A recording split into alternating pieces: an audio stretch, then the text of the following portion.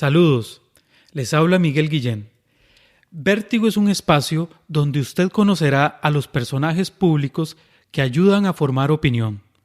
Buscamos que usted se acerque a las inquietudes que ellos tienen y a los detalles que han ayudado a moldear sus vidas.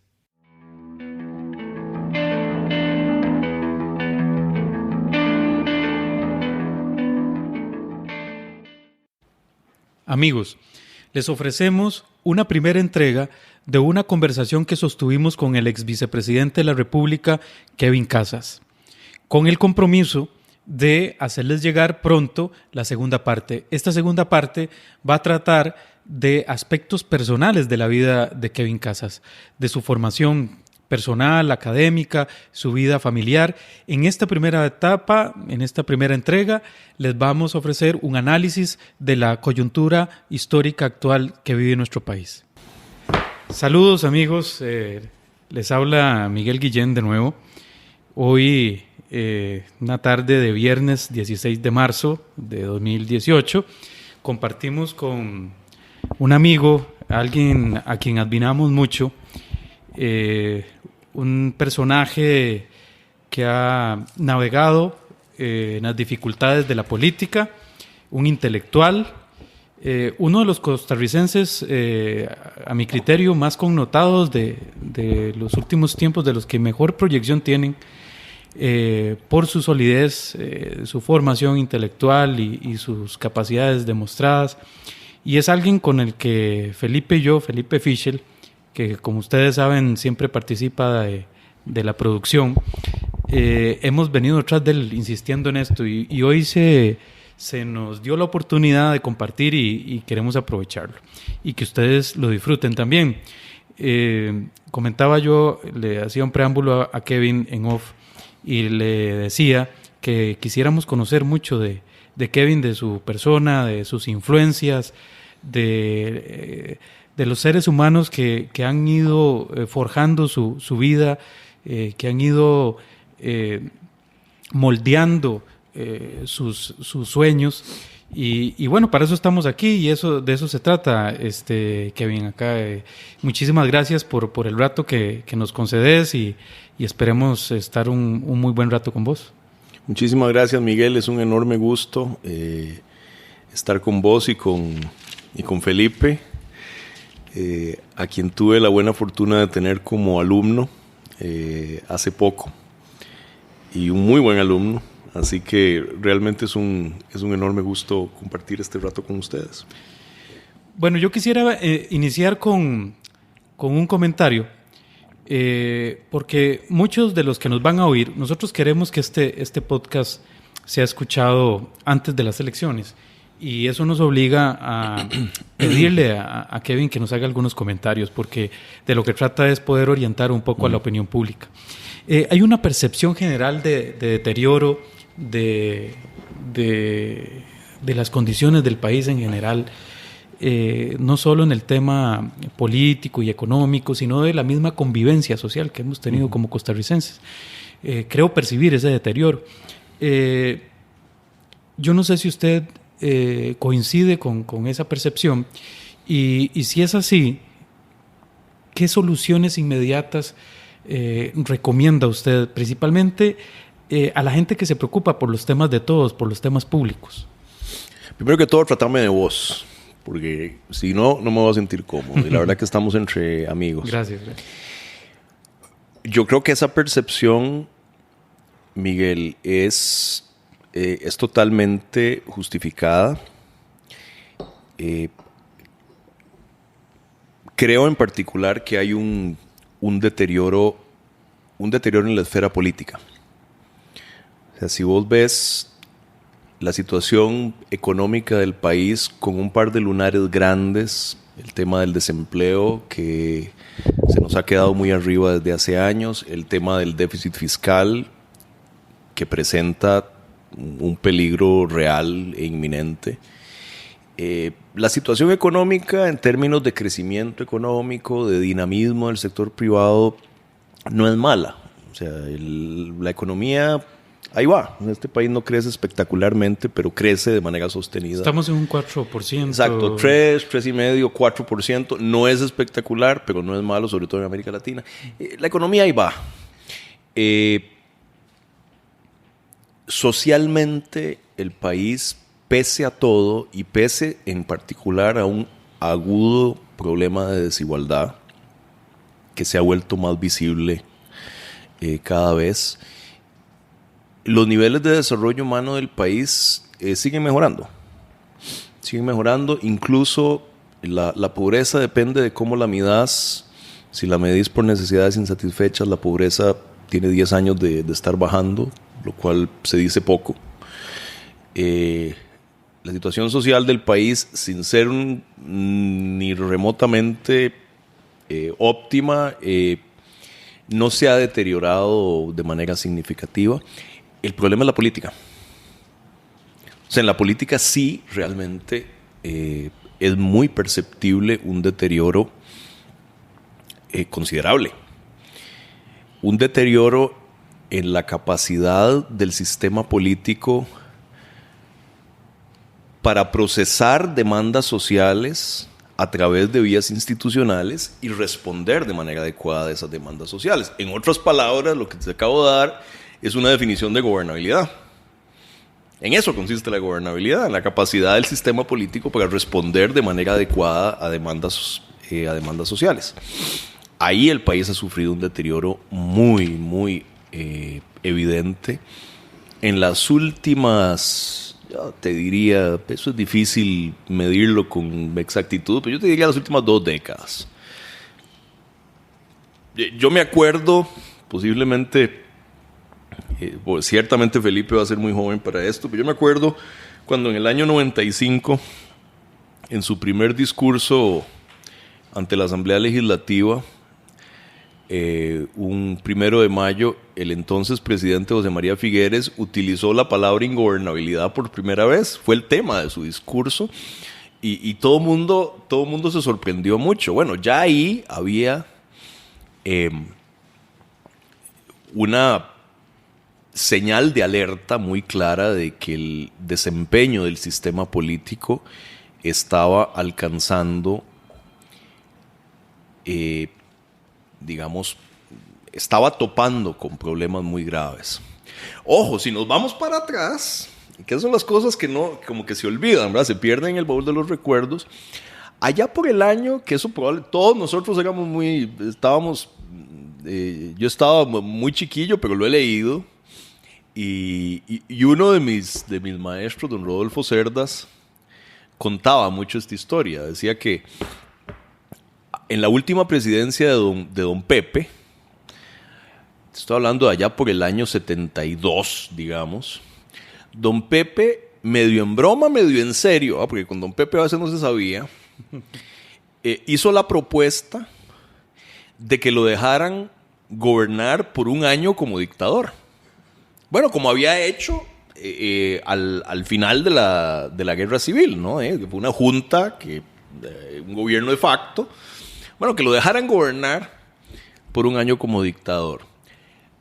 Tomen en cuenta que ese don Pepe que decía eso en el año 72, 73, era un don Pepe que tenía, primero que era don Pepe, ¿verdad? Un gigante político. Segundo, tenía en aquel momento 32 diputados de 57 en la Asamblea Legislativa. Tenía control de todas las municipalidades del país, de todas las juntas directivas, de todas las instituciones autónomas. Y aún así no se podía. O sea, a lo que voy es que el problema de gobernabilidad que a todas luces tenemos en este momento tiene raíces que van bastante atrás en el tiempo. Es una consecuencia tal vez de la democracia liberal que hemos venido forjando. Pero no una consecuencia necesaria, Miguel. Yo creo que este país en particular, de manera que probablemente no tiene réplicas en otros países de la región, o sea, o un grado mayor que en otros países de la región, ha ido creando un sistema político que está cundido de puntos de veto por todas partes. donde es muy fácil impedir que se hagan las cosas. O sea, y lo que no te para la Asamblea Legislativa, te lo para la Sala Constitucional, y lo que no te paga la Sala Constitucional te lo para la Procuraduría, y lo que no te paga la Procuraduría te lo para alguien, ¿no? Entonces está desbalanceada la lógica de los pesos y contrapesos. Absolutamente. O sea, aquí nos fuimos totalmente a un extremo en términos de controlar el ejercicio del poder. O sea, a mí me hace mucha gracia, que dicho sea de paso, ya eso no se ha vuelto a usar, pero en alguna época, me acuerdo cuando estaba don Oscar Arias como presidente, que salía alguna gente diciendo, es que a don Oscar no vamos a permitir que le den un cheque en blanco. Sí, yo recuerdo. Mira, sí. Aquí ningún presidente tiene un cheque en blanco. O sea, aquí lo que uno se topa cuando llega al gobierno es una enorme dificultad para lograr cualquier cosa. Yo siempre... o sea, hay muchas razones para eso. Yo siempre cuento la anécdota, dos anécdotas que me parece que vienen al caso sobre este tema. La primera, que me parece muy reveladora, tiene que ver con un viaje que hizo el presidente del Parlamento Europeo a Costa Rica.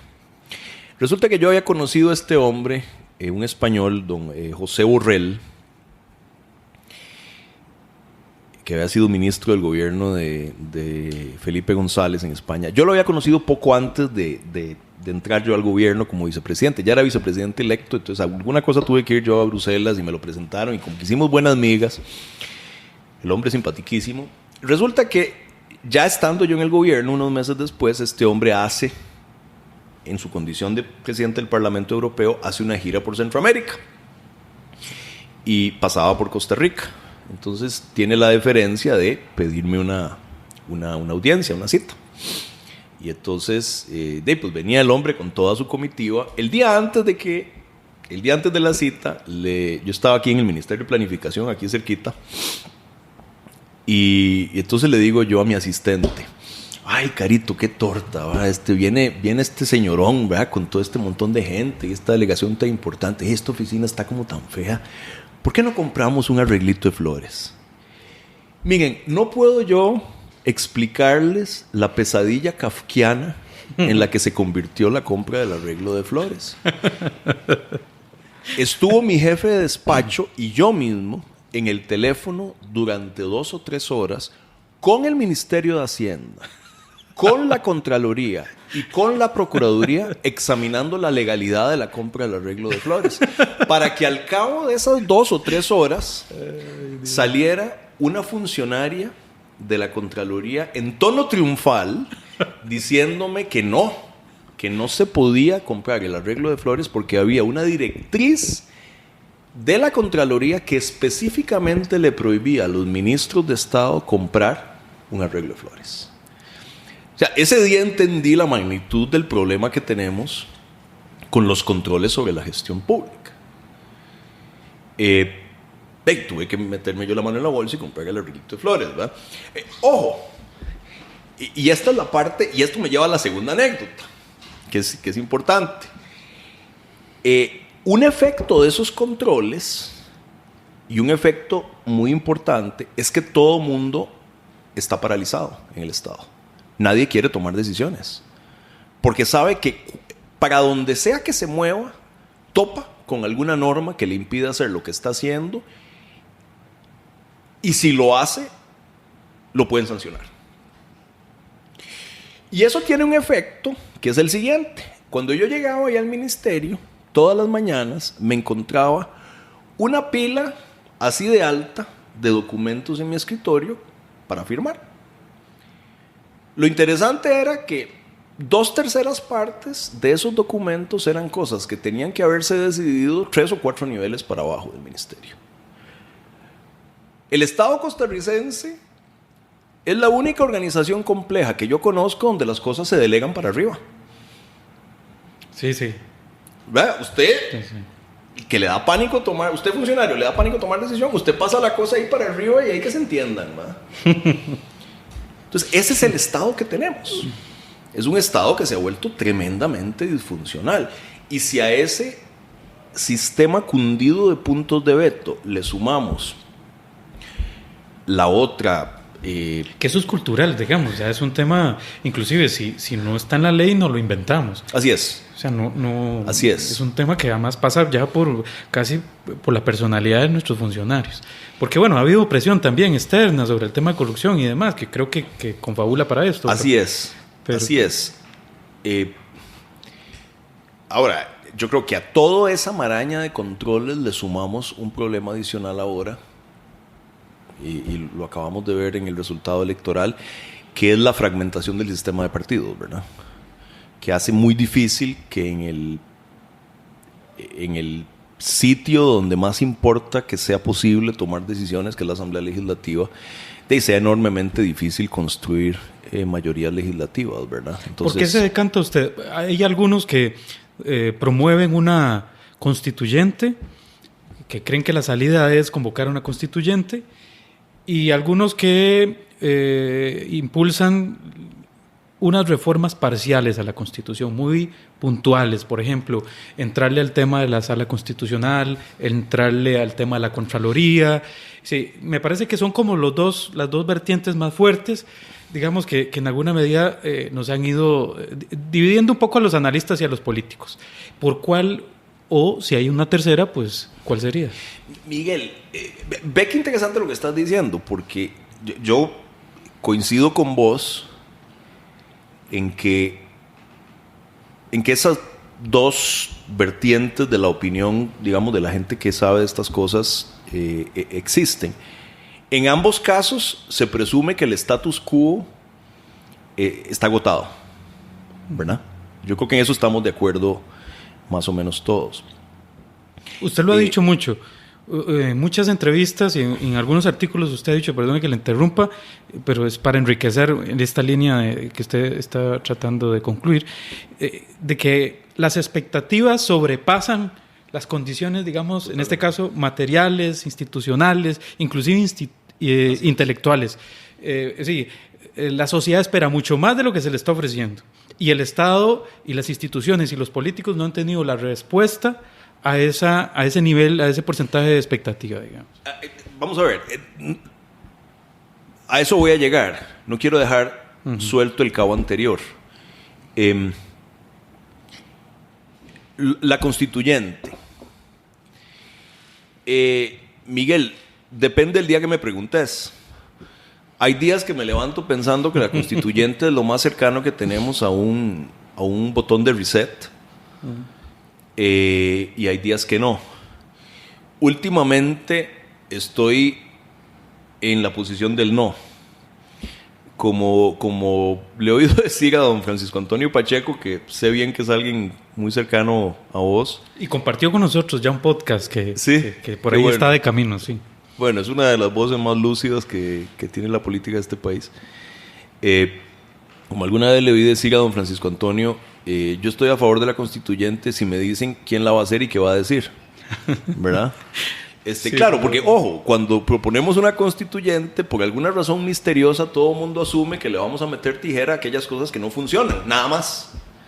Resulta que no tenemos ningún control sobre eso. Capaz que le metemos tijera, o sea, es una caja de Pandora que ha abrir, ¿verdad?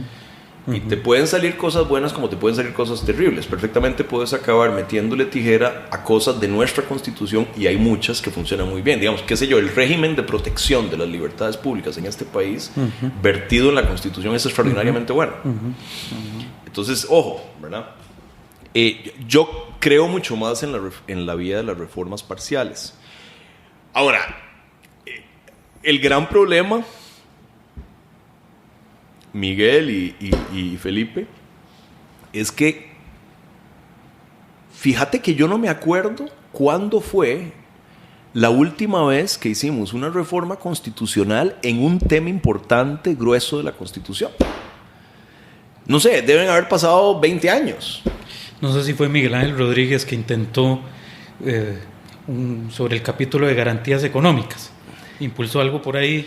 Pero yo no sé si eso se aprobó. No, sería se aprobó. Interesante hacer el ejercicio de cuándo fue la última. Digo, porque ha habido reformas que se le cambia una palabra a la Constitución y que en vez de ciudadanos y ciudadanas, ¿verdad? Y cosas de ese tipo, digo, que está bien, ¿verdad? Pero no, digamos, una reforma desde, por ejemplo, la introducción de la jurisdicción constitucional, que es así, realmente es una reforma. Sí, bueno, pero eso viene de los 80, ¿verdad? Eso es del 89, si no me equivoco.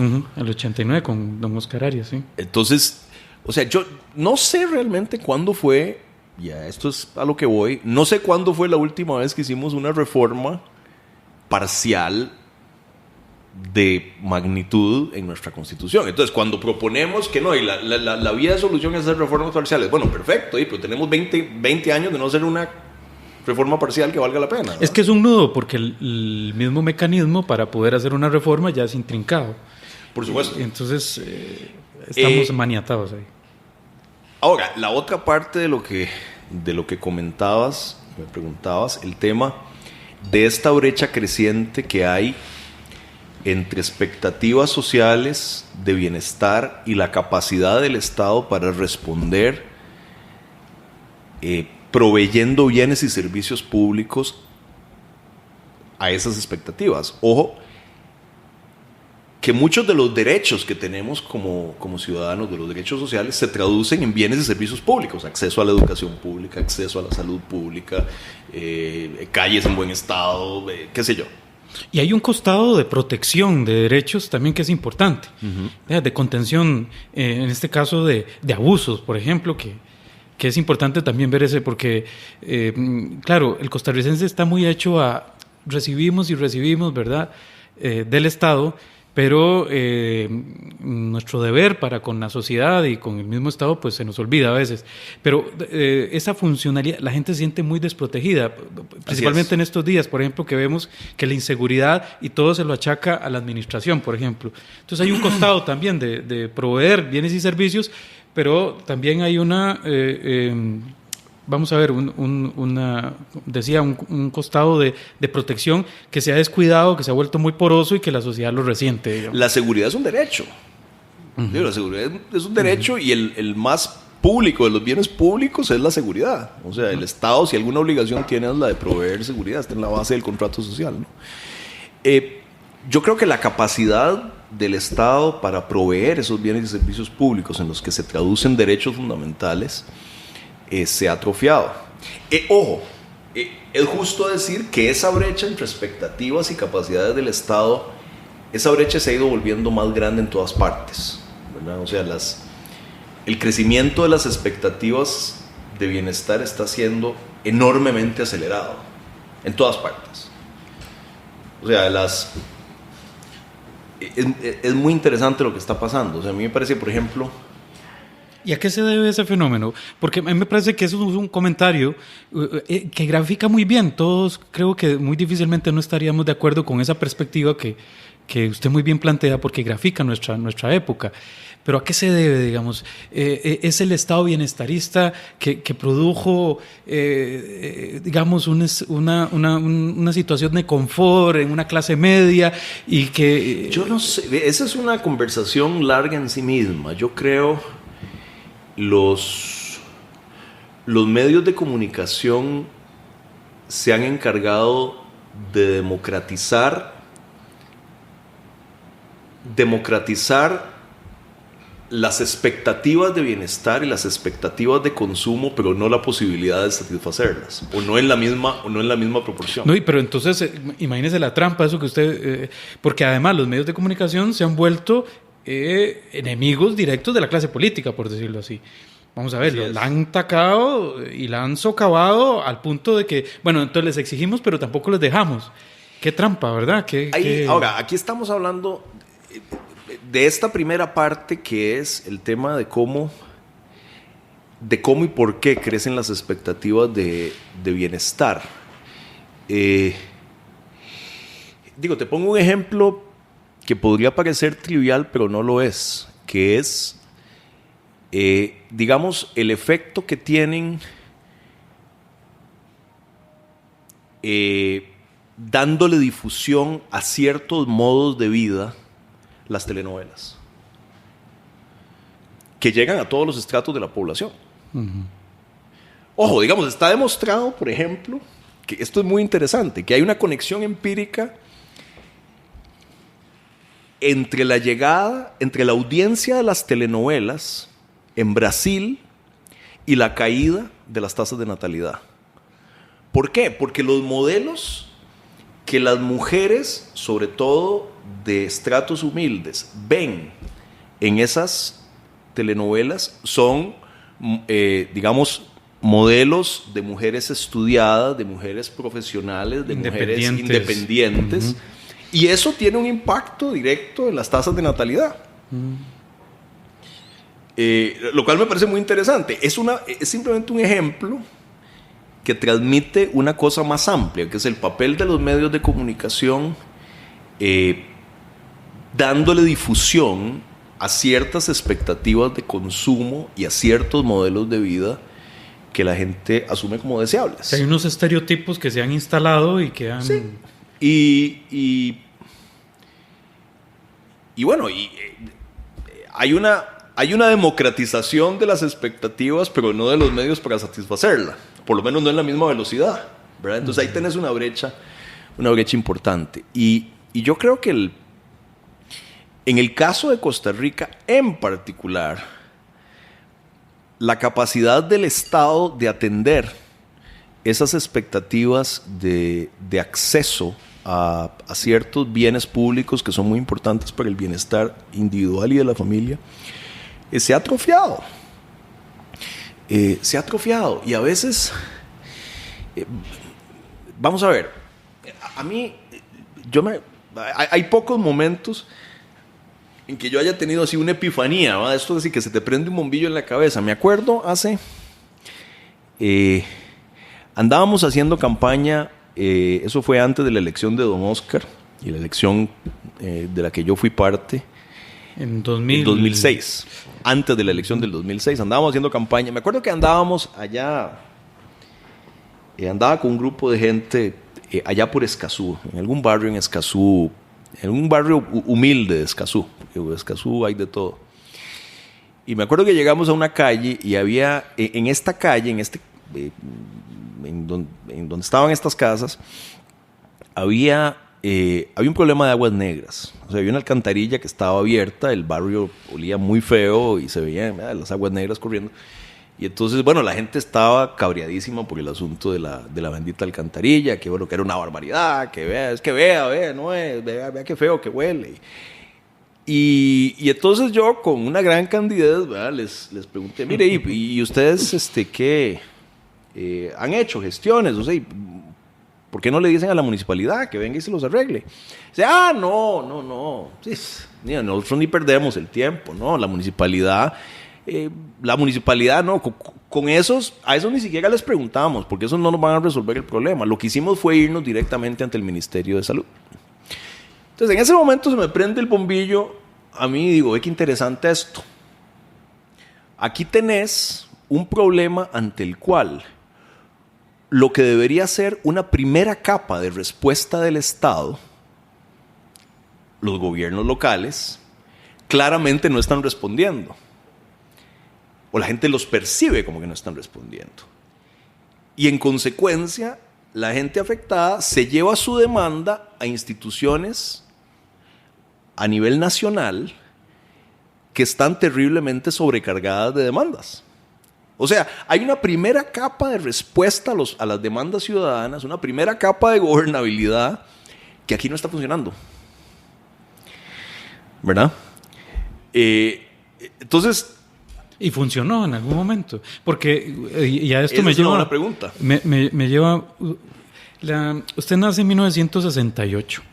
Y entonces usted ha hecho un recorrido muy interesante porque cuando usted crece, vivíamos un modelo que no está vigente. Uh-huh. En aquel momento el Estado era un Estado regulador de la actividad social, de la actividad pública, y eso ha venido en alguna medida diluyéndose, perdiendo impacto. Pero usted creció, cuando ya, digamos, ya usted era un niño con cierta conciencia, pues estábamos en la crisis de Rodrigo Carazo, y usted vio emerger, digamos, el liderazgo de don Luis Alberto Monge, que tuvo que hacer algunas concesiones no tan socialdemócratas en aquella época como fueron los PAE, por ejemplo, para nivelar la crisis que tenía el país. Y bueno, después vino don Oscar, consolidó ese primer paso que había dado don Luis Alberto, y etcétera. Bueno, usted nació con ese estado, con esa visión de estado donde todo se resolvía a través de instituciones, donde el político todavía era una autoridad, había un liderazgo. Bueno, don Pepe todavía recién había salido de su gobierno. Usted nace en el gobierno de José Joaquín Trejos. En fin, todo esto para decir, haciendo comparación con esas dos épocas, en ese momento se resolvían las cosas, porque reiteradamente en las campañas vemos que claro, apelamos a volver a ese estado. Inclusive Johnny Araya, no hace tanto, en la elección de 2014, bueno, apelaba mucho a ese volver a liberación nacional, histórico, y bueno, yo no entendía muy bien qué quería decir con eso, pero supongo y inferí de las palabras en aquel momento de Johnny, de que era volver a ese estado paternalista, ¿verdad? En fin, porque Miguel, nos debatimos en este momento, inclusive el PSOE en España defiende ese modelo y abiertamente dice, tenemos que volver al estado paternalista. Miguel, era una Costa Rica más simple, ¿eh? Más simple. Era una Costa Rica donde se juntaban varias cosas, ¿verdad? Se juntaba por razones muy diversas en cuenta la propia economía internacional de Costa Rica. Fue un país que creció durante 30 años seguidos, creció al 6% anual. Eso ya por sí mismo te reduce la pobreza casi indefectiblemente y te aumenta las posibilidades de bienestar y de movilidad social, ¿verdad? Costa Rica fue un país muy exitoso, ¿verdad? Y la otra cosa que pasó en ese periodo, digamos, yo te diría que entre el 50 y el 80, fue una evidente expansión del Estado. Una expansión que se tradujo en un crecimiento de la red de bienestar del Estado. Bueno, ¿cuántos colegios, cuántas escuelas, cuántos dispensarios médicos, cuántos hospitales se abrieron en esa época? Hasta que llegamos, no sé si sea el término correcto, pero llegamos de alguna manera a un punto de saturación. O sea, el Estado no podía crecer, no podía seguir creciendo como venía creciendo en los años 70, ¿verdad? O sea, ese modelo es lo que Leonardo Garnier ha llamado que Costa Rica fue un país casi exitoso, ¿verdad? Porque, hay un costo a ese modelo. O sea, ese modelo tenés que sufragarlo.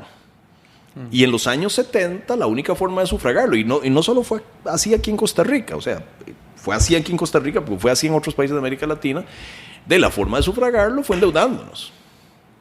Digamos, nunca generamos la base tributaria que hiciera sostenible ese modelo, hasta que entró en crisis, ¿verdad? Entonces... que fue, además hay que decirlo, para los que nos escuchen en alguna medida les pueda servir para su comprensión, que era parte de un modelo que se estableció después de la Segunda Guerra Mundial, que fue parte del Plan Marshall, o sea, que había todo un pensamiento ahí keynesiano detrás de eso, y que propugnaba porque, bueno, el Estado se hiciera cargo, digámoslo así, y estuviera detrás de las diferentes acciones. Por eso la gente extraña, antes había una planificación de la vida. Sí, la gente sabía que en determinado periodo, hasta cierta edad, estudiaba su colegio, su universidad. Sí, ya eso etcétera, cambia, ¿verdad? claro. Ojo, mira, y parte de eso que vos decís, de esos horizontes tan estructurados que tenía la vida en la Costa Rica de los años 60 y 70, era que la gran expectativa de la mayoría de la gente era ser empleado público. Eso era, sí. Fíjate que en los años 70, el 40% de la población económicamente activa del área metropolitana de San José trabajaba para el Estado. 40%. El sueño de todo tico era ser empleado. O sea, vos salías de la universidad y te ibas a ser empleado público y te daba para vivir muy bien, ¿verdad? Ahora, a lo que voy es que ese modelo que alguna gente ve con nostalgia, siempre recordamos las cosas por la mitad, ¿no?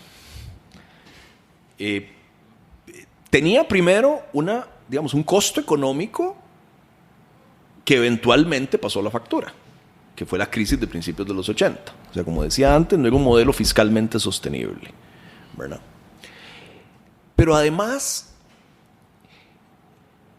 cuando la gente te dice hoy, bueno, es que esa Costa Rica, es que había menos pobreza. Eso no es cierto, para empezar. Eso no es cierto. O sea, las tasas de pobreza son más bajas hoy que lo que había en los 70s. Sí. Pero sobre todo, había una cosa muy importante. La pobreza que teníamos en aquel momento era, en su enorme mayoría, una pobreza rural dispersa. No se veía. No se veía aquí en las ciudades. O se veía menos en las ciudades. Sí, no estaban los anillos de pobreza tan... Claro. Ahora tenemos una pobreza que proporcionalmente es menor, pero es mucho más visible. Está mucho más frente a tus ojos. Lo vemos inclusive en el índice de desarrollo humano. Hemos mejorado sustancialmente. Exacto, exacto. Entonces, ojo, digamos, la Costa Rica idílica esa de los 70, yo entiendo por qué la gente lo dice. Era una sociedad más equitativa en algunos sentidos, más equitativa, digamos, en términos socioeconómicos. Había menos desigualdades que las que hoy son muy evidentes.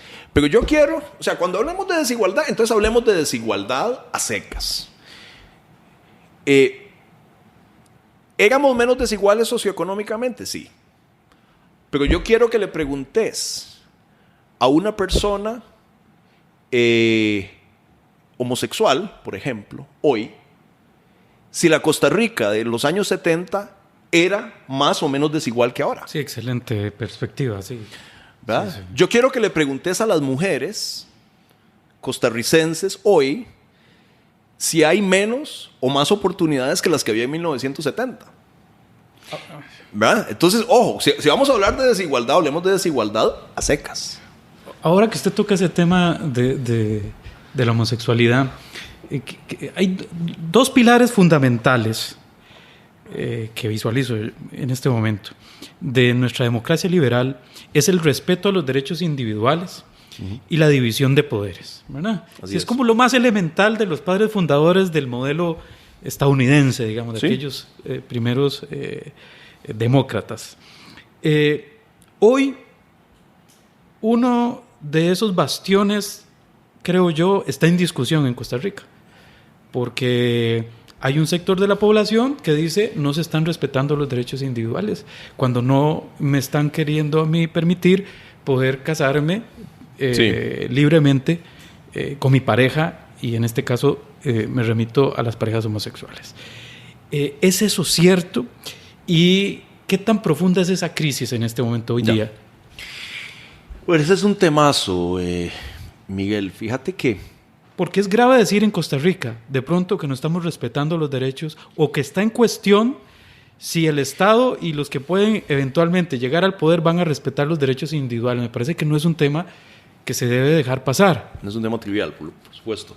Vamos a ver, yo tengo mi opinión sobre eso, pero admito que haya otras opiniones. Digamos, sobre el tema del matrimonio igualitario, yo no sé, Miguel, para mí fue muy, muy elocuente la experiencia que yo viví los 9 años que estuve en Estados Unidos, porque fue justo el periodo en que los derechos de las personas con otras preferencias sexuales vivieron, digamos, un avance explosivo en el sistema político de Estados Unidos hasta que se llegó al reconocimiento del matrimonio igualitario en Estados Unidos. Entonces, para mí fue muy, muy elocuente vivir eso, ¿verdad? Y de alguna manera me sensibilizó mucho. Yo estoy a favor del matrimonio igualitario. Ahora, yo entiendo que haya una parte de la población y una parte grande para la que este tema resulte difícil de tragar. Tiene que ver con sus convicciones religiosas. Y eso hay que respetarlo. Por lo menos me parece que hay que respetarlo en la velocidad del cambio, que a veces resulta muy difícil de procesar para la gente. No estamos listos. Yo no sé, ojo, cuando se usa esa frase, yo no sé qué se quiere decir con eso. Bueno, que vamos a ver, porque aquí entra en juego también, hemos hablado de democracia. Bueno, la mayoría dice no, y es evidente, ¿verdad? Eso lo han medido en varias muestras Sí. y bueno, y hoy día Fabricio Alvarado encabeza las encuestas y está donde está, Por ese producto tema. de esa mayoría, digamos, reflejo de esa mayoría. Y de este tema específico es el que lo tiene ahí, además, ¿verdad? Así no es poca Por cosa. eso, yo creo que hay que mostrar una cierta sensibilidad respecto de las reservas que pueda tener una parte de la población. Tratar de imponer más rápido de la cuenta, sobre todo a través de soluciones judiciales, ¿verdad? Una decisión de esa magnitud para la cual evidentemente no hay un consenso social puede ser muy problemático. Que además no fue una discusión previa me parece a mí que se debió haber sostenido en una asamblea legislativa en alguna medida. Por supuesto. Que era el espacio natural. A mí me parece que la regla, y es una regla que va más allá de este tema específico del matrimonio igualitario. En temas altamente sensibles, deben... Yo tengo una gran desconfianza de cuando tratamos de buscar atajos jurídicos, atajos judiciales para resolver discusiones políticas, ¿verdad? Porque la jarana siempre nos sale a la cara, ¿verdad? Y yo creo que este es un caso de estos, ¿verdad? En que por tratar de resolver por un atajo un tema generamos un problema muchísimo mayor, ¿verdad? Con el que estamos viviendo. Vamos a ver. No sé si plantearlo en los términos de que simplemente no estamos respetando los derechos humanos porque no reconocemos el matrimonio igualitario. Yo preferiría que se reconociera el matrimonio igualitario, pero entiendo que haya gente que tenga reservas sobre eso. Porque se lo pregunto porque bueno, Fabricio Alvarado llega a segunda ronda porque ofrece sacarnos de la corte, o sea, sacarnos del sistema interamericano de derechos humanos. O sea, hay un debilitamiento de la percepción social que se tiene, de la importancia que tiene la defensa de los derechos individuales. Por supuesto. Claro, que eso es parte de lo alarmante que estamos viendo. Digamos que, Miguel, Costa Rica es, a todas luces, te lo digo porque yo vi eso de primera mano cuando estaba en la OEA, en Washington. Costa Rica es sumamente respetado en temas de derechos humanos. Bueno, es que además, ¿verdad? O sea, Costa Rica tiene un prestigio. Posiblemente el mejor récord, el mejor prontuario que hay en materia de derechos humanos en las Américas, ¿verdad? Entonces, que en un país con el récord y con la tradición de Costa Rica, evidentemente haya una audiencia, moral, haya una audiencia allá afuera que esté dispuesta a comprar este mensaje de que lo que nos toca hacer es sacarnos del sistema interamericano de derechos humanos, debería poner las barbas en remojo de los otros países. O sea, si una audiencia de ese tipo está dispuesta a comprar ese mensaje en Costa Rica, yo te aseguro que hay una audiencia más grande en la gran mayoría de los países de América Latina, ¿verdad? Ojo. Lo que... me parece que este es un tema que de alguna manera nos devuelve a la primera parte de la discusión, Miguel, porque parte de la razón por la cual estos temas acaban definiéndose en sede judicial, sea nacionalmente o sea internacionalmente, como fue en el caso del matrimonio igualitario, es porque nuestro sistema político está siendo incapaz de procesar discusiones de ese tipo. Por la misma razón por la cual el TLC acabó en un referéndum. Bueno, la frase suya de han crecido más las expectativas que la velocidad con la que el sistema público... Nuestro sistema político cada vez está siendo menos capaz de procesar temas complicados. Y la implicación práctica de eso, de nuevo, para devolvernos a un tema por el que ya pasamos. O sea, yo no sé, Miguel, si hay que hacer una constituyente o no hay que hacer. Como te digo, depende del día que me preguntes. Yo, crecientemente, me parece que no. Pero yo no tengo ninguna duda de que tenemos que hacer algún tipo de reforma política. De reforma política que implica, para dar una lista no exhaustiva, racionalizar las competencias de la Sala Constitucional, que están desbordadas totalmente. O sea, ningún país en el mundo tiene una justicia constitucional como la que tenemos nosotros. O sea, donde absolutamente todo acaba en la justicia constitucional. Ningún país en el mundo tiene una justicia constitucional así. Implica racionalizar las potestades de la Contraloría,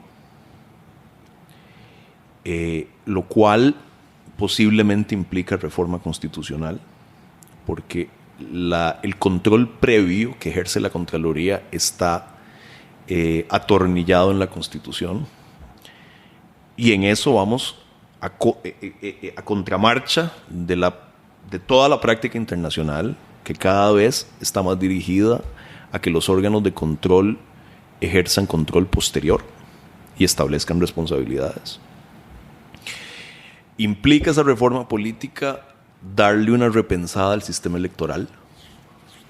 ¿Usted ha investigado este tema? Por ejemplo, el tema de la elección de diputados. Ese tema, yo me metí en eso hace mucho tiempo y de alguna manera he seguido metido en esos temas del sistema electoral.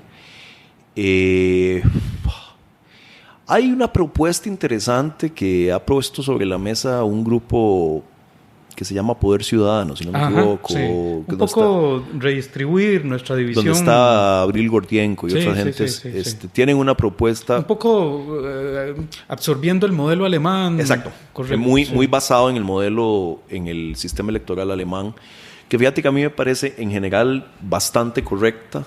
Una combinación de sistema de listas con distritos electorales. ¿Le llegó a la hora a Costa Rica de un sistema parlamentario? Bueno, esa es otra discusión que tenemos que tener. O sea, a mí, con alguna trepidación te digo que sí. Con alguna trepidación te digo que sí. Y te lo razono. Mira, me parece que... Vamos a ver, la fragmentación del sistema de partidos, tengo toda la impresión de que es un viaje sin regreso. O sea, antes de cada elección te empieza a aparecer la gente que te dice, ahora sí vamos a regresar al bipartidismo. Mira, nunca regresamos al bipartidismo y ya no vamos a regresar al bipartidismo. Bueno, ningún país democrático en Occidente... Bueno, a eso voy. Sí. A eso voy. O sea, yo no conozco, fíjate, ningún caso de un país que tuviera un sistema de partidos, digamos, estable y que sufre un proceso sostenido de fragmentación del sistema de partidos que eche marcha atrás. Eso es como la entropía, que solo marcha en una dirección. Entonces, el tema ya ahora no es... la pregunta deja de ser cómo vamos a hacer para regresar al bipartidismo. La pregunta es cómo vamos a administrar lo que tenemos de manera que haga el menor daño posible. Claro, que es un poco la inteligencia exponencial. O sea, dejar de pensar, digamos, el hecho propiamente del problema, sino más bien ubicarnos ahí y ver cómo lo resolvemos. Exacto. O sea, aquí lo que se trata es de ver... No resistirnos a... O sea, aceptemos que la fragmentación del sistema de partidos llegó para quedarse. Hagámosla manejable. Y yo creo que en eso el sistema parlamentario es mucho más apto para manejar la fragmentación política que lo que es el sistema presidencial. Tendríamos que buscar un modelo apto porque de pronto uno se remite a los problemas que ha tenido España, por ejemplo, con su modelo parlamentario, o los que ha tenido Italia, por ejemplo, y bueno, valernos un poco de esas experiencias y tratar de hacerlas a la tica, como usualmente decimos. Hay un trabajo de diseño institucional. No todos los sistemas parlamentarios son iguales. Las reglas del sistema parlamentario de Westminster, de los británicos, no son iguales a las del sistema parlamentario alemán o las del sistema parlamentario español. Hay matices, ¿verdad? Muchos de los que nos escuchan pueden estarse preguntando por qué Estados Unidos sí ha logrado mantener el bipartidismo. Bueno, esa es una discusión complicada que tiene que ver con el sistema electoral, que tiene que ver con el hecho de que cada uno de los dos grandes partidos en Estados Unidos es a lo interno históricamente. Ahora es un poquito diferente. Cada uno de esos partidos ha sido una coalición por sí misma, una coalición social, ¿verdad? Esa es una discusión complicadísima. Lo que yo tengo la impresión es que un sistema parlamentario bien diseñado nos permitiría una serie de cosas. Nos permitiría generar incentivos para hacer coaliciones. ¿Por qué? Y aquí explico brevemente esto. Un sistema parlamentario es un sistema donde el poder ejecutivo emerge del poder legislativo. O sea, la gente vota en una elección parlamentaria por una determinada conformación del Parlamento y el que tiene mayoría en el Parlamento elige el poder ejecutivo, ¿verdad? Básicamente. En un sistema así, aun cuando tengas fragmentación del sistema de partidos, cuando tengas muchos partidos, lo que se te generan son incentivos para hacer coaliciones que alcancen la mayoría parlamentaria y puedan de esa manera elegir un gobierno. Y esas coaliciones tienden a ser más estables que en un sistema presidencial. Ahora voy a explicar esto. Tienden a ser más estables en un sistema parlamentario porque si se cae la coalición, se cae el gobierno. Y hay que convocar a elecciones. Entonces hay un precio de romper la coalición. Lo que vamos a ver aquí en Costa Rica, mucho me temo, aún en el caso, por ejemplo, que se está discutiendo en estos días, digamos, de esta alianza que hicieron Carlos Alvarado y Rodolfo Pisa, ¿verdad? Están haciendo, no es una coalición porque no todo el partido Unidad Social Cristiana está detrás de quien fuera su candidato, de don Rodolfo, pero digamos, es algo así como una coalición, ¿verdad? Incompleta. Digo, en un esquema presidencial donde vos tenés elecciones dentro de 4 años, no importa lo que pase, los incentivos para que un partido se quede en la coalición, para que el socio minoritario de la coalición se quede en la coalición, son muy bajitos. Conforme se va acercando la elección, te separas del gobierno. Además que todo eso está pegado por la palabra, digamos, el compromiso. Ahí es un tema nada más de moral, porque no hay un marco jurídico que regule. Exacto. Y si te vas de la coalición, no pagas ningún precio político. El gobierno no se cae. Vas a tener elecciones igual de todas maneras dentro de, no sé, el primer domingo de febrero del 2022. Entonces, esas coaliciones que se hacen y además, en los sistemas presidenciales son coaliciones entre comillas. Agréguele que además ahora tenemos elecciones en medio periodo de alcaldes. Sí. Eso tiende a, si hay un ministro de un partido contrario en gobierno, va a procurar ayudarle en alguna medida. Exacto. Bueno, ahí entra un conflicto terrible. Mira, se te genera una cosa muy complicada. Yo tengo la impresión de que aún un acuerdo como el que han hecho Carlos Alvarado y Rodolfo Pisa, que me parece que es una experiencia valiosa para el país, en la medida que pusieron una agenda sobre la mesa y la intención es compartir puestos de gobierno y demás. Aún en un caso de esos, yo me temo que va a ser un acuerdo muy inestable. Muy inestable. Porque las reglas del sistema presidencial lo dictan así. Lo hacen inevitable. Ahora bien, si no tenemos un sistema parlamentario, o de aquí a que nos movamos un sistema parlamentario, la única manera de hacer gobernable es haciendo coaliciones. Es intentándolo. Sí, porque no ha pasado. Vamos a ver, en la historia reciente del país no hemos tenido una experiencia similar. Es como jugar, ahora se me ocurre decir que es como jugar fútbol, soccer con las reglas del fútbol americano. Una cosa así, porque... Pero ojo, eso es cierto. No hemos tenido coaliciones... Vamos a ver. No hemos tenido coaliciones de gobierno, pero no es tan cierto que no tengamos experiencia de coaliciones. A la gente se le olvida aquí que durante 30 años la oposición a Liberación Nacional armaba una coalición cada 4 años. Eso era, sí. Bueno, la unidad nació de una coalición. La unidad y antes Unificación Nacional. Unificación Nacional nació de una coalición para llevar a Rodrigo Carazo. No es tan cierto que no hayamos tenido experiencia de coaliciones. La oposición a Liberación la tuvo por mucho tiempo. Bueno, pero los líderes de esa época, usted representa precisamente la generación que le está cayendo a lo último que vivió esa época, que es don José María, Antonio Álvarez de Santi, el mismo don Oscar Arias, gente que se forjó en esa década de los 80 y usted representa en mucho esa generación que viene a ver la política diferente, digamos. Ahora sí, asimilando, digamos, la posibilidad de la coalición, porque además hay que decirlo, Costa Rica se ha satanizado esa posibilidad. Cada vez que ven políticos de cierta categoría sentados conversando de arreglos políticos, la gente lo ve muy mal y ya hay una serie de prejuicios, ¿verdad? Pero esa experiencia, esa expertise quedó pues ahí en los libros, pero no tenemos los políticos que armaron aquello. Vamos a ver qué pasa con esto que están haciendo Carlos Alvarado y Rodolfo Pisa, y dependerá también del resultado electoral, ¿no? Pero a mí me parece que es una experiencia interesante y yo creo, Miguel, honestamente, que no hay otra vía que esa en este momento. No, ojo, por supuesto. Ahora, ojo, con una salvedad. Aún esto que están haciendo Carlos Alvarado y Rodolfo Pisa, que me parece, insisto, que es adecuado y que es correcto, llegó tarde. Lo ideal hubiera sido hacer esas coaliciones antes de la primera vuelta. ¿Por qué? Porque es muy diferente cuando vos armás una coalición entre partidos y esa coalición queda bendecida en las urnas por un resultado electoral. Claro. Porque ahí, digamos, ese riesgo de inestabilidad que te decía que tienen las coaliciones en los regímenes presidenciales es mucho menor.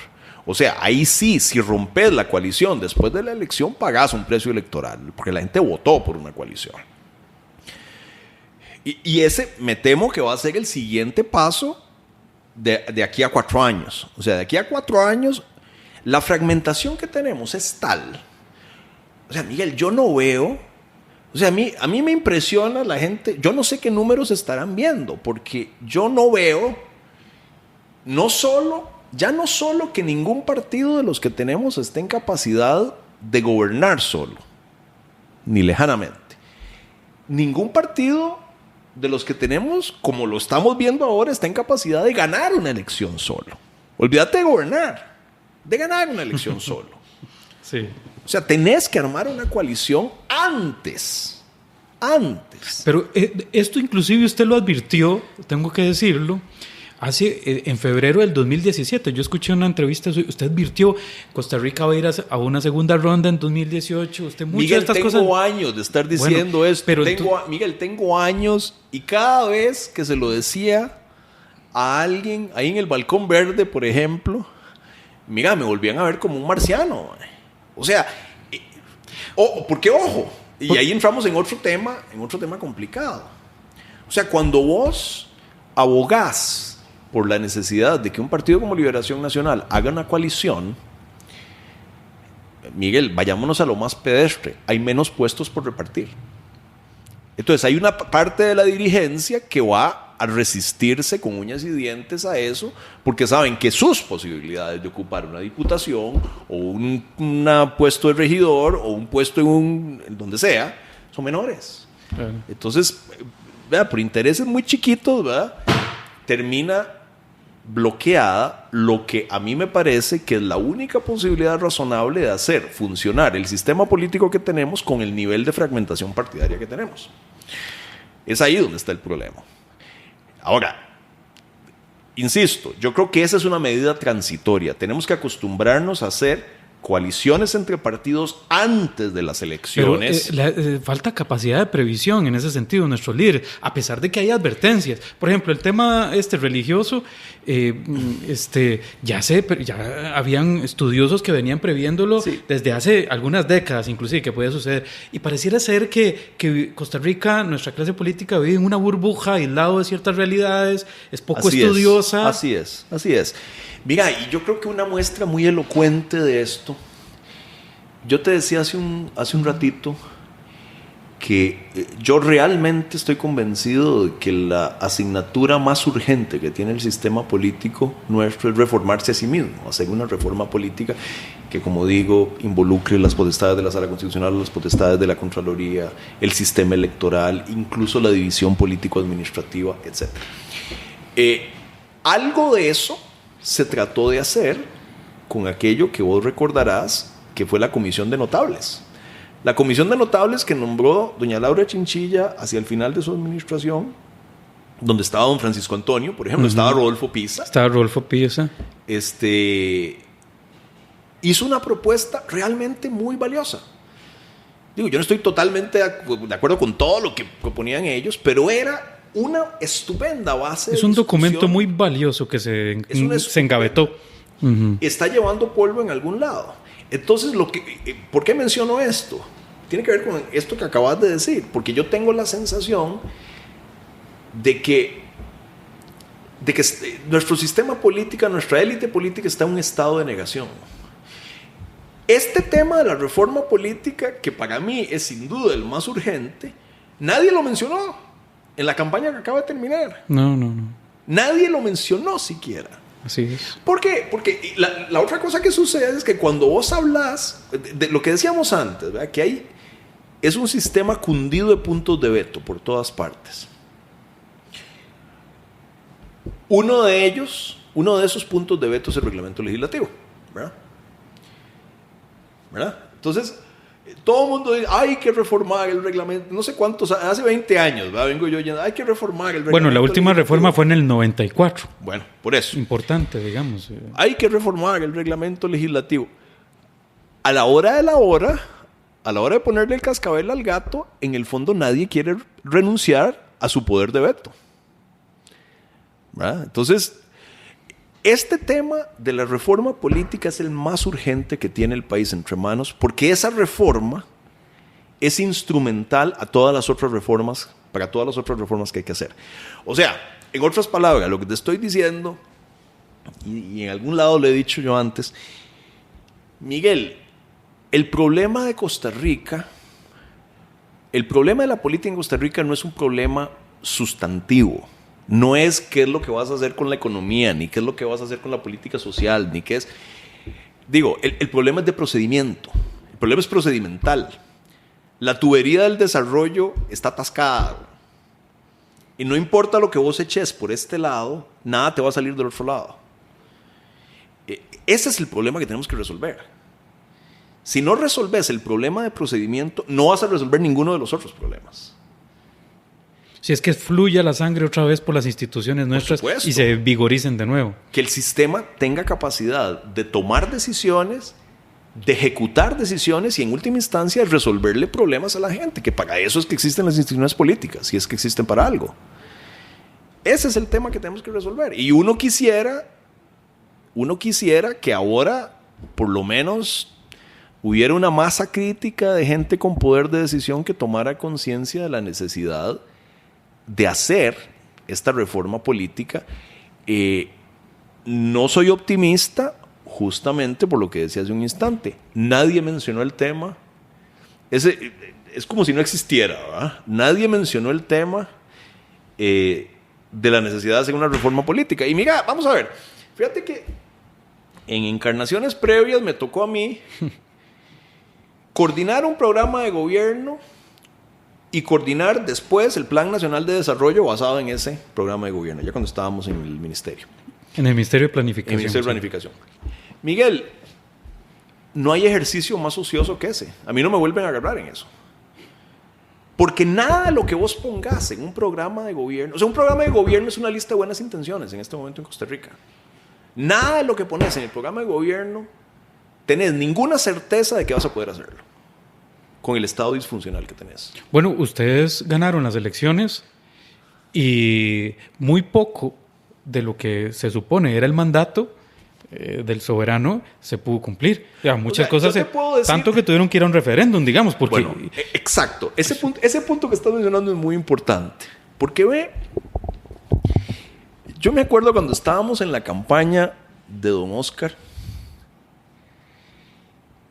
utilizábamos una frase que salió de alguna discusión en la que yo estaba, que vamos a poner a Costa Rica a caminar de nuevo, ¿verdad? Uh-huh. Eso fue una de las frases que se usó después en los discursos y en toda la cosa. Uh-huh. Yo creo que el gobierno de don Oscar hizo cosas muy importantes. la propia aprobación del TLC me parece que ha sido muy importante en algunos sentidos. Pero seamos honestos, Miguel, no pusimos al país a caminar de nuevo. Digo, aún en el caso del gobierno de don Oscar, que fue un gobierno razonablemente exitoso, con un presidente como don Oscar, de la estatura de don Oscar, con el poder de don Oscar, aún en ese caso, los resultados fueron muy magros comparados con las expectativas que teníamos antes. A lo sumo sentar algunas bases, ¿verdad? Por ejemplo, la apertura en el mercado telefónico. Ojo, estoy pero diciendo, no lograron echar a andar eso, digamos, lo suficientemente bien. El país sigue cada vez más disfuncional.